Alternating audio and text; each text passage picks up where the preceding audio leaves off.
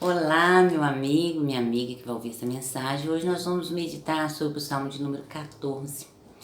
Neste salmo, o salmista fala sobre o ateu. Nós sabemos que tem ateus, que são pessoas, mesmo não crendo em Deus, que são pessoas boníssimas, generosas, pessoas cheias de amor. Eu até comentei com um pastor amigo meu que eu conheci um ateu, é uma pessoa incrivelmente maravilhosa.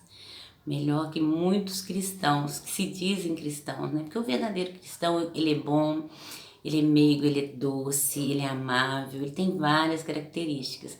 E esse ateu, ele tem todas as características de Jesus.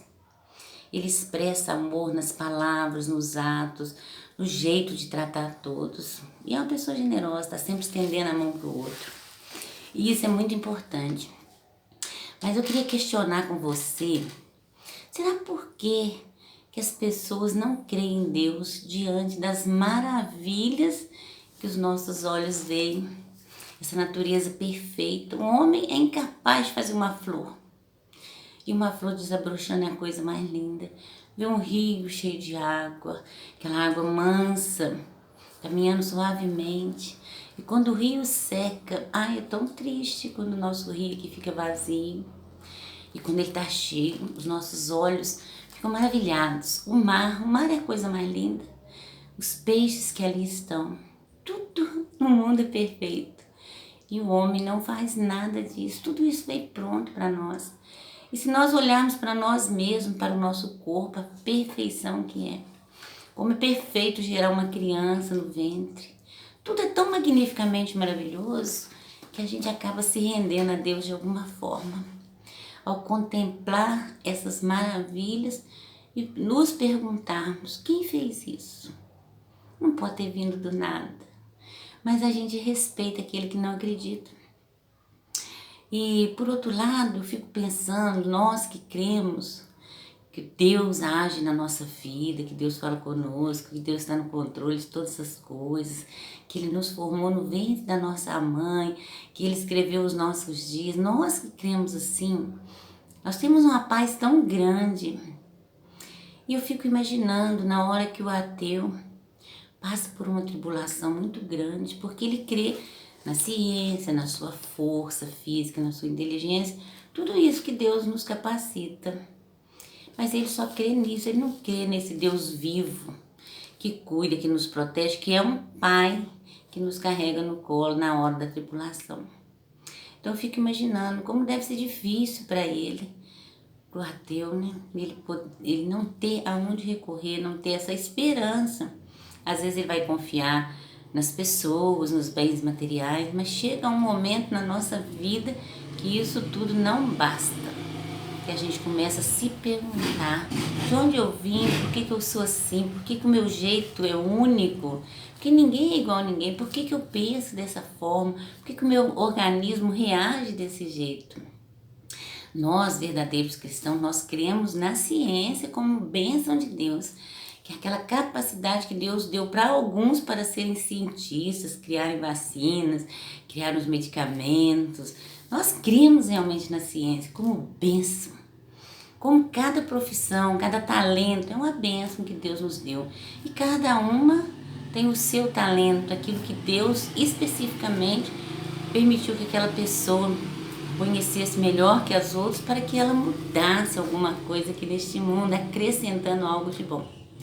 E aqui no Salmo 14, o salmista está falando da corrupção do homem, que a sua redenção provém de Deus. Porque dentro de nós há muita coisa boa, mas há muita coisa ruim. E o Evangelho, a palavra de Deus, quando a gente crê nos ensinamentos de Jesus, a gente aprende a matar esse lado ruim e ficar só com o lado bom, colocar em prática os ensinamentos. E o salmista começa assim: disseram os nécios, os loucos, no seu coração, não há Deus. Ele já afirma que não há Deus. Aí Deus, aqui o salmista se referindo à palavra de Deus, né? Que Deus diz que as pessoas têm se corrompido, fazem-se abomináveis em suas obras. E não há ninguém que faça o bem, porque as pessoas são maldosas. E ele continua: o Senhor olhou desde os céus para os filhos dos homens, para ver se havia algum que tivesse entendimento e buscasse a Deus. Desviaram-se todos e juntamente se fizeram imundos. Não há quem faça o bem, não há sequer um. Isso o salmista falando naquele tempo. E hoje nós sabemos que a maldade também está assolando o nosso povo. As pessoas querem que todas concordem com ela. Quando não concordam, a maldade começa a ser gerada no seu coração. Ela quer se impor, ela quer que todos concordem com aquilo que ela pensa. Muitas pessoas só querem tirar vantagem nas coisas, ainda que prejudique a outra pessoa, porque ela está preocupada só consigo mesma. E o salmista diz assim: não terão conhecimento os obreiros da iniquidade, do pecado, que comem o meu povo como se comessem pão. Eles não invocam ao Senhor. Então o salmista está dizendo que aquelas pessoas que não têm Deus no coração, não estou falando dos ateus, estou falando qualquer pessoa que não tenha Deus.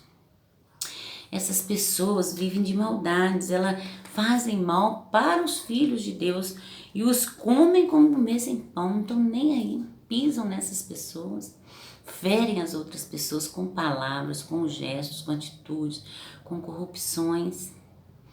Então isso não agrada ao Senhor. Ali se acharam em grande pavor, porque Deus está na geração dos justos. Os justos são aqueles justificados pelo sangue de Jesus, aqueles que creem no Senhor Jesus, que sabem que o Senhor Jesus está vivo, que Ele ressuscitou. Então os que creem nele são os justificados. Vós envergonhais o conselho dos pobres, porquanto o Senhor é o seu refúgio. Ó, se Sião tivera já vindo a redenção de Israel. Quando o Senhor fizer voltar os cativos do seu povo, se regozijará Jacó e se alegrará Israel. Desculpa. Aqui está falando de um contexto lá de Israel, mas colocando nossos dias, a redenção vem do Senhor. Aqueles que vão conhecer o Senhor Jesus, que vão se entregar a Ele, serão salvos. Serão aqueles que vão para a glória, viver com Jesus na eternidade. Nós cremos assim. Nós não acreditamos que tudo para por aqui. Nós costumamos dizer que nós somos estrangeiros aqui nessa terra. Estamos aqui em aprendizado, estamos aqui com uma missão de acrescentar algo bom no mundo. Mas o que a gente tem percebido é muita destruição. Mas aqueles que confiam no Senhor, aqueles que seguem os ensinamentos de Jesus, têm procurado fazer o bem sempre, têm mudado o seu caráter e tendo um caráter de Cristo. E o caráter de Cristo é o caráter do Deus vivo. Amém? Um beijo no seu coração, que Deus o abençoe e abençoe em nome de Jesus.